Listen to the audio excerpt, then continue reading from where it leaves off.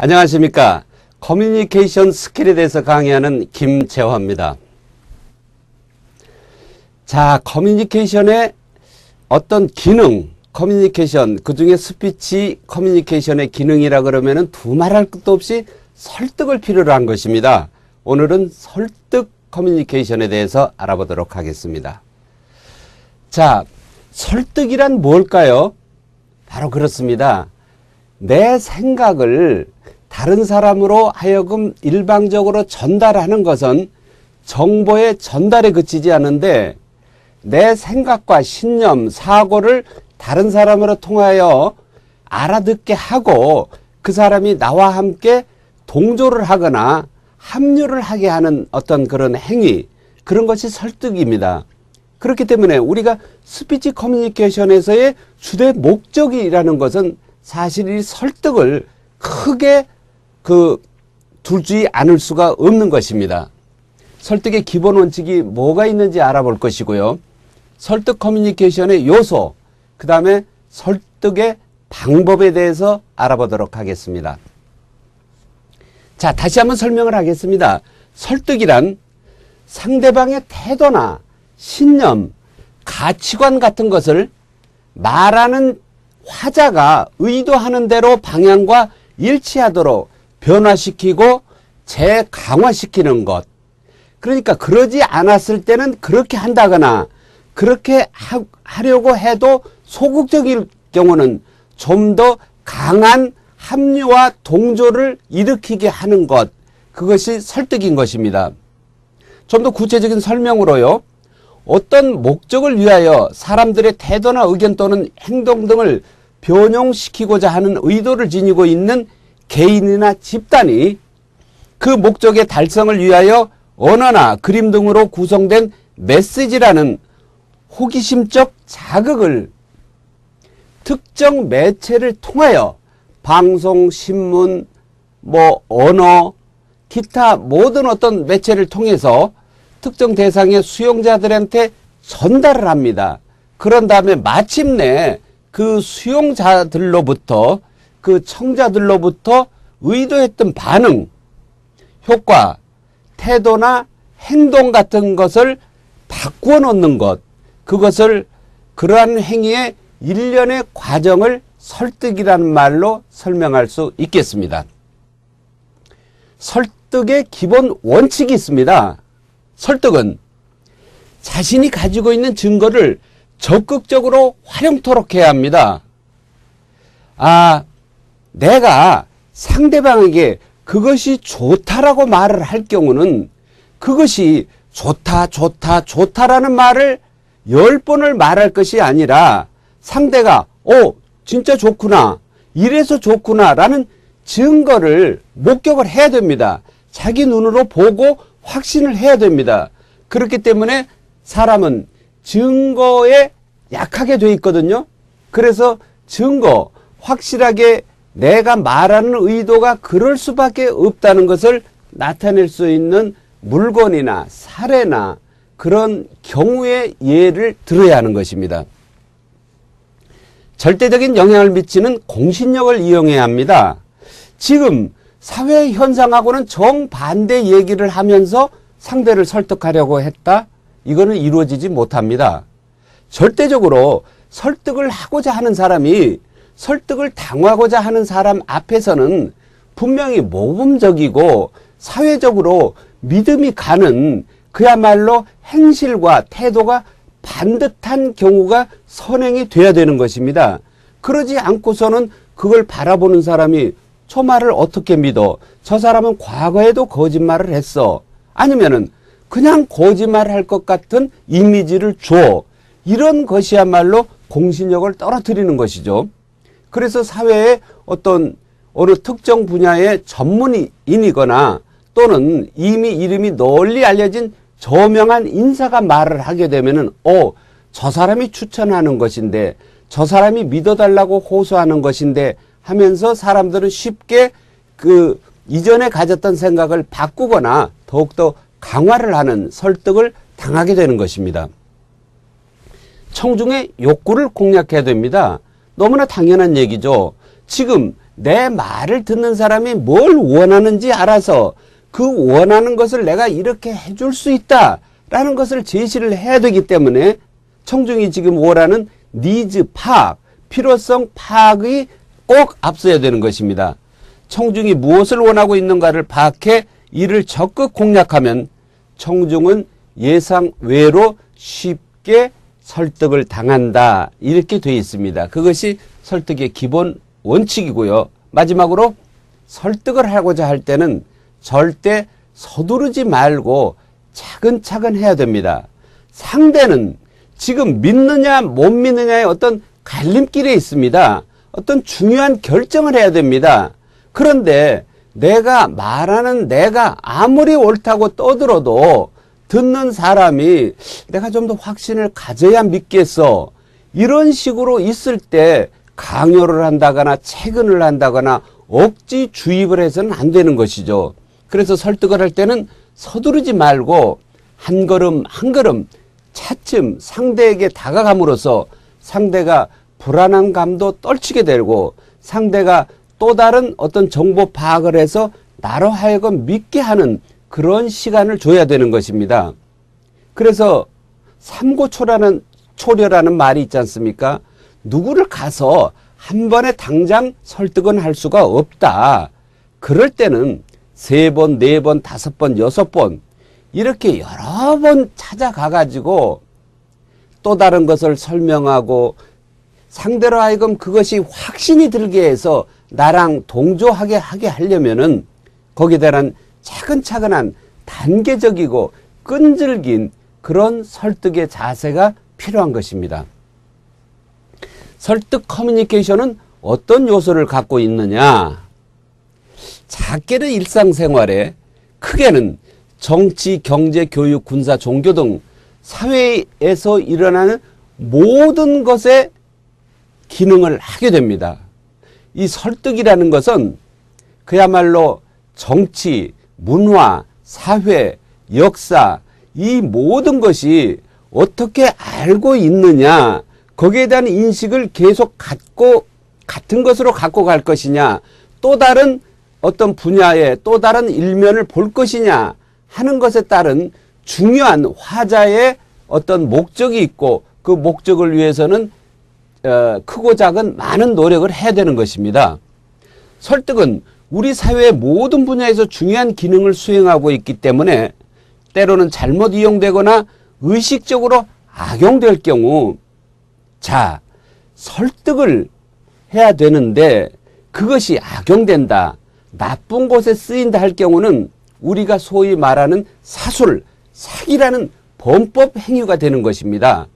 사실과 다른 것을 말해서 상대를 혹하게 한다거나 있지도 않은 것을 있다고 해서 상대로 하여금 믿음을 갖게 하거나 갖고 있는 것이 아주 적은데 그걸 많다고 말을 하거나 사실과 전혀 다른 쪽에 그 다음에는 또 다른 어제와 다른 것을 제시를 한다거나 이런 등등의 것에 설득의 나쁜 방법을 이용을 했을 때 그것이 가져오는 해악은 아주 큽니다.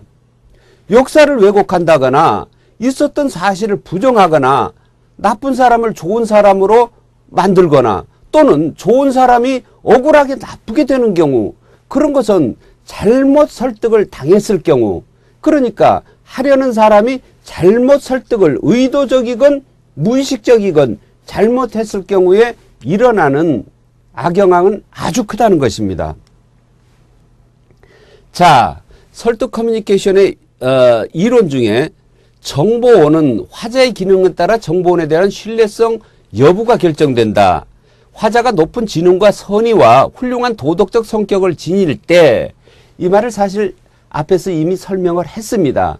말하는 사람이 어떤 사실을 전달하려는 사람이 그 사람이 설득력을 갖는다는 것은 정확한 말과 그리고 좋은 제스처와 좋은 교보자재 그런 그 시청각 자료를 잘 활용한 것도 중요하지만 그 안의 내용이 진실해야 되고 무엇보다도 말을 하는 사람이 이미 사회에서 검증된 진실한 사람이어야 한다는 것이죠. 자, 그거를 이렇게 설명하고 있습니다. 정보원의 공신력이라고 하는데 정보원의 공신력은 두 가지 속성을 지니고 있다. 전문성과 신뢰성. 많이 아는구나. 그 부분에 이 사람이 그야말로 아주 빼어난 전문가구나 라는 전문성과, 그리고 이 사람이 저걸 나쁘게 말하지 않는구나, 그리고 이전에 많은 성과가 있었던 사람이야, 일을 잘하는 사람이야, 약속을 어기지 않는 사람이야 라는 신뢰성이 꼭 뒤따라야 하는 것입니다. 그래서 전문성과 신뢰성이 있어야만 상대를 설득할 수 있지, 그 두 가지 중에 어느 한 가지라도 가지지 못한다면은 반만 설득을 하거나 아예 설득에 도달하지 못할 것입니다. 자, 이번에는 수용자 입장에서 봤을 때요.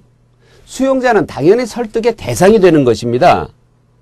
수용자는 어떤 얘기를 보거나 들었을 때 그 메시지를 단절, 굴절 또는 변형시키는 조정자의 속성을 지니기도 하고 정보 처리자의 속성도 동시에 갖고 있다. 이거를 과연 그럴까 하고 오히려 바꿔서 생각해 보거나 10개라고 지금 말하는데 사실은 5일 거야 라고 곡해를 해서 알아듣는 그런 속성이 있습니다.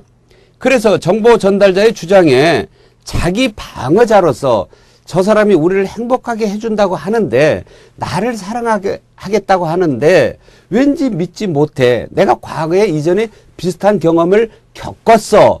이런 자기만의 특별한 일이 있을 때는 이 수용자는 설득이 쉽게 되지가 않습니다. 자기 방어로 일관하기 때문에 상대가 진실을 말하고 올바른 것을 잘 표현하고 있어도 받아들이는 사람이 그대로 받아들여주지 않으면은 그 설득의 효과는 뚝 떨어지고 마는 것이죠. 자, 수용자는 주의를 받습니다. 어떤 것이구나. 그 다음에 그걸 깨닫습니다. 그것은 이거야 라는 자기만의 판단을 합니다. 그 다음에 그것이 이렇게 흘러간 적이 있어. 내가 해보니까 이렇게 돼 라는 이해 단계를 거쳐가지고요. 그거를 충분히 이번에는 학습을 합니다. 그 다음에 비로소 내 태도가 예전하고 똑같이 갈 것인지, 그래 당신 말대로 내가 이 부분에 대한 생각을 고쳐 먹어야 되겠어 하는 태도의 변형이 일어나든지 해야 되는 것입니다. 그런 다음에 어떤 요것이 충분히 내 몸 안에 들어와 가지고 외적 행동으로 나타나는 것입니다.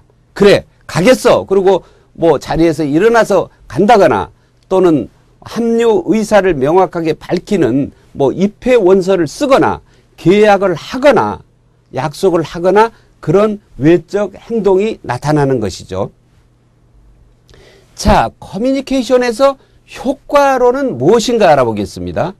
효과란 커뮤니케이터가 의사 전달자가 설득 자극을 통해 유발한 수용자들의 태도, 의견, 행동 등의 변형으로 규정을 하고 있는 것입니다. 메시지에 대한 수용자들의 인식의 정도를 통해 그 메시지에 대한 노출 또는 주의를 측정한다. 수용자들의 회상을 통해 측정하는 방법. 자, 과연 설득이 어떻게 잘 이루어졌는지 그걸 확인하고 현장에서 그걸 느껴보는 정도를 효과론이라고 하는 것입니다. 그래, 내 말을 다 알아들은 것 같아 라고 미리 단정을 해버린다는 것은 아주 위험한, 자기가 혼자 결정을 내린 효과론에 지나지 않는 것입니다. 그것은 분명히 수용자들의 확실한 태도와 정확한 얼굴빛, 표정을 보고서 어떤 그 효과가 얼마만큼 나타나고 있는지를 측정을 과학적 방법에 의해서 해야 되는 것입니다. 심지어는 그래서 저를 따르겠다고 하는 사람은 이런 표시를 해주세요 라고 하는 설문조사의 방법을 갖기도 하는 것이죠. 자, 설득의 방법. 자, 그럼 어떻게 설득을 잘할 수 있겠느냐? 먼저 화자가 나 자신을 먼저 바꿔야 되는 것입니다. 설득은 상대로 하여금 상호성 그리고 긍정적 감정을 줘야 되고 감정이입을 시켜줘야 되는데, 이것이 중요한 설득의 포인트가 되기 때문에 내가 상황을 바꾸고 그 다음에 잘 알아듣지 못하는 사람은 그 사람이 어떤 생각을 가질 수 있는 다른 사람으로 청중을 바꾸거나 그 사람이 인식을 바꿔놓는 그런 경우를 가져야 되는 것입니다. 이것이 로버트 콘클린의 인간관계 바꾸기, 다시 말해서 확실하게 설득을 할 수 있는 지름길의 이론인 것입니다. 상대편에 서준다. 이것 또한 무척 중요한 얘기입니다. 일방적으로 이쪽의 것만 강요를 하거나 크게 강조를 해서는 상대로 하여금 신뢰를 얻지를 못하는 것입니다.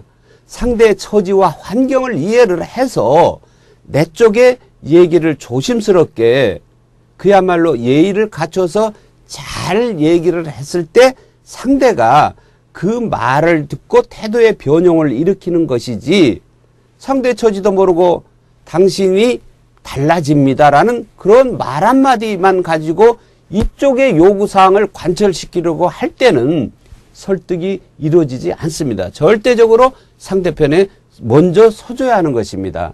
그것은 상대를 칭찬하는 방법이 있고 상대의 처지를 이해를 해서 실제적인 어떤 도움을 주는 방법들이 있겠죠.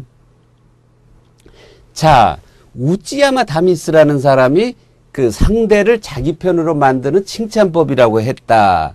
뭐 이런 말이 있는데요. 이런 모든 것은 우리가 일상생활에서, 대화에서, 대중연설에서 쉽게 쓸 수 있는 것들입니다. 뭐 잘했다. 요즘 정말 멋있어 보인다.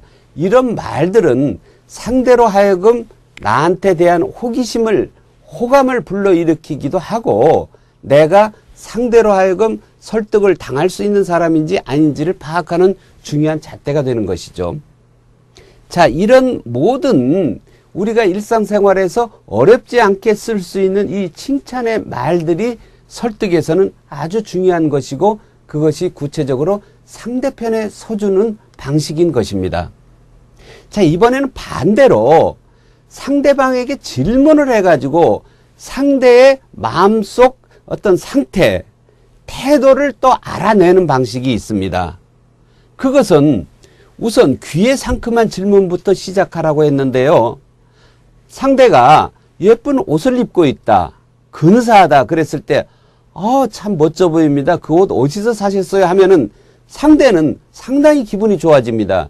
그러면서 자기가 겪었던 경험, 곧 정보를 자세히 얘기를 하기 때문에 나는 그 정보를 바탕으로 다음 얘기를 이어나가면은 설득이 한결 쉬워질 수가 있습니다. 그리고 절대 질문을 할 때는 아주 까다롭거나 뭐 종교적으로나 정치적으로나 기피를 할 수 있는 그런 복잡한 질문보다는 쉬운 질문, 그런 질문을 분명히 해야만 상대로 하여금 정보 취득이 빨라지는 것입니다. 자, 반항이 있습니다. 반항. 그렇습니다.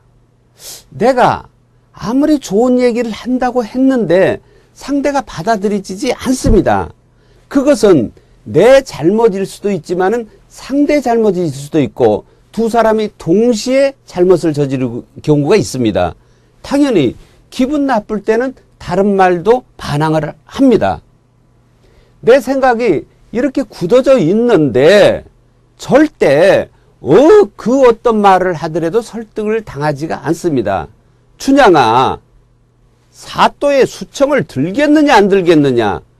춘향이는 이 신념으로 굳혀준 이몽룡 지아비에 대한 극진한 사랑이 있기 때문에 그 어떤 말을 해도 내가 이 사또의 수청을 들어서 뭐 호화롭게 살 수 있는 길이 있다, 그것보다는 자기가 더 중요한 가치로 여기고 있는 것이 있기 때문에 반항을 하기 마련인 것입니다. 그 다음에 공간이 침범담할 때 반항한다 했는데요. 이 공간이라는 것은 나만의 사적 스페이스가 있습니다.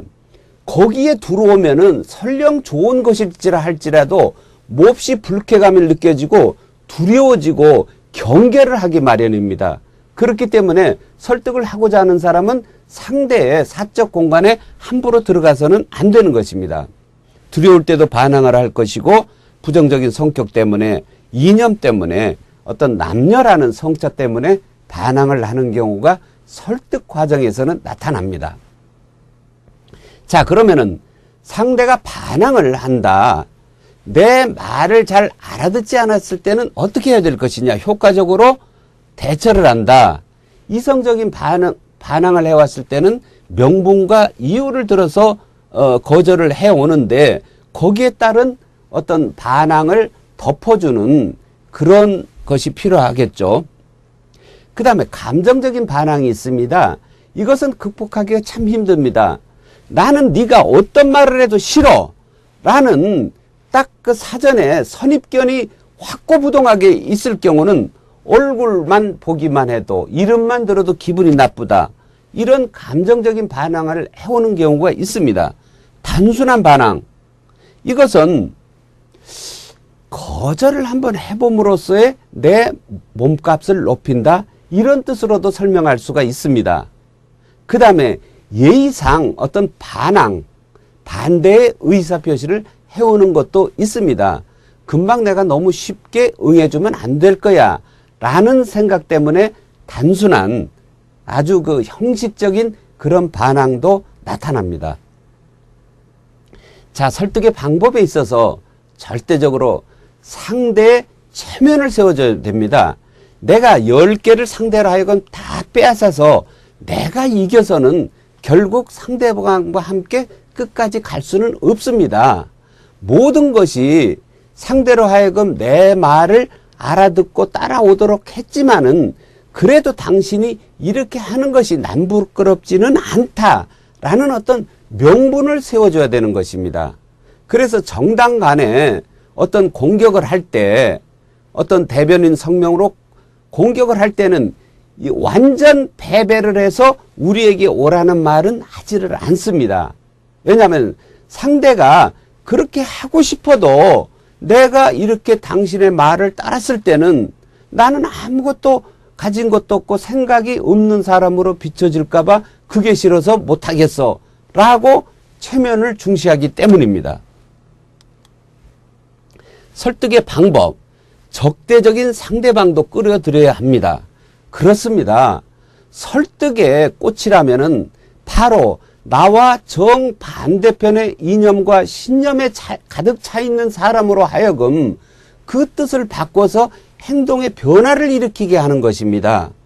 그것이 바로 뭐 종교의 권유이기도 하고 정치의 신념을 내 쪽으로 오게 하는 경우, 나의 사람으로 만들게 하는 사랑의 쟁취, 이런 것들이 되는 것이죠. 그래서 일단은 나를 만나려고도 하지 않는 사람일지라도 내가 저 사람을 분명히 설득을 해야 할 그런 필요성이 있을 때는 비록 적대적인 상대방이라도 설득을 기어해서 내 편으로 만들어야 하는 그런 노력이 필요한 것이죠. 쉽게 하는 동의는 반드시 확인한다. 설득의 방법 중에서 말도 꺼내기 전에 그렇게 하겠습니다. 이런 것은 뭔가 지금 이 자리를 모면하기 위한 것이지 설득이 금방 그렇게 쉽게 당한 경우는 아니니까 그 진위를 명확히 파악해야 되는 것입니다.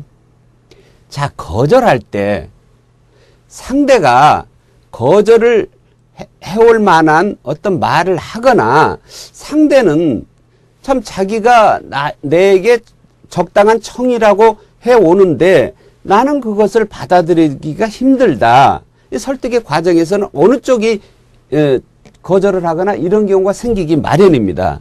이럴 때는 가장 상대로 하여금 기분 상하지 않게 하기 위한 또는 자존심을 뭉개지 않는 선에서 적당한 거절을 해야 되는 것입니다.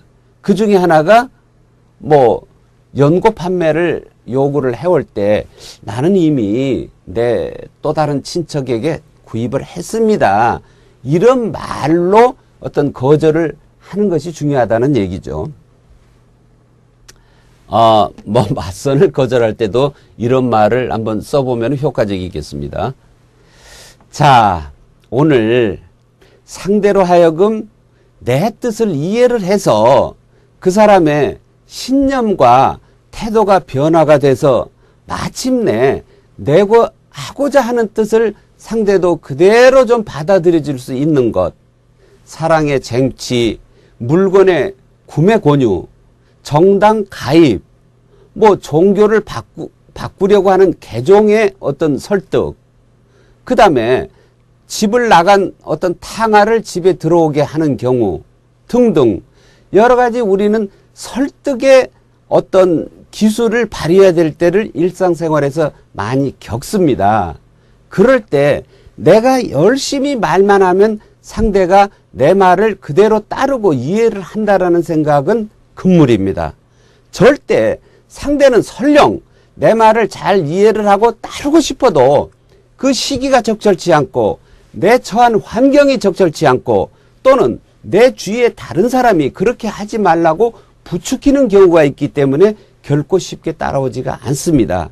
그렇기 때문에 상대를 설득하려면은 먼저 상대의 입장이 어떤 것인지를 잘 살펴보고 상대의 체면을 세워주고 상대가 그야말로 자존심이 완전히 뭉개지지 않는 것이 어떤 것인가를 잘 파악을 한 다음에 그 선상에서 요구를 하고 이해를 하고 권유를 했을 때 비로소 설득이 되는 것입니다. 우리가 많은 말을 하는 이유는 바로 상대로 하여금 내 뜻에 따라오게 하고자 하는 것입니다. 그래서 우리의 말의 기술이라는 것은 오로지 설득을 위한 것에서 출발을 했고 그 설득의 효과를 많이 거두면은 이 스피치 커뮤니케이션은 크게 성공을 했다고 할 수 있는 것이죠. 위대한 정치가나 사상가나 작가들은 모두 설득에 뛰어났음을 아셔야 할 것입니다. 자, 오늘은 설득의 기술 여기서 마치도록 하겠습니다. 감사합니다.